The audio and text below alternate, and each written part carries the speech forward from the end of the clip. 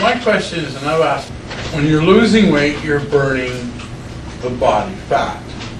Oh, okay. Yeah. Well, my question was, if like you're reducing in size, Yeah. okay,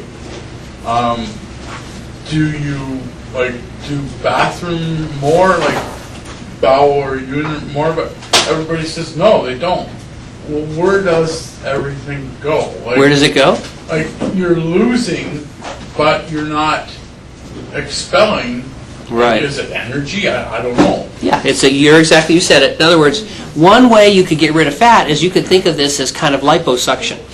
You know, liposuction is great. In other words, you just put a suction catheter, a vacuum cleaner underneath the skin, and just walk around with it there all the time, and it could gradually suction out the fat.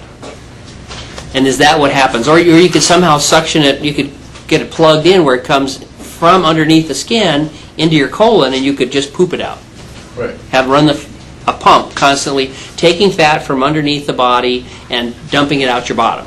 That would be nice, but that's not what happens. What happens is, over time, your body says, I need energy to run this system. I need gas for the car.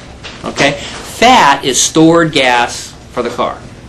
And so what it does initially is it burns a lot of your muscle, unfortunately, but it ultimately will just go down one molecule of fat out of your body at a time, gets burned to run your system, until a year later you've lost 100, 150, 200 pounds of fat.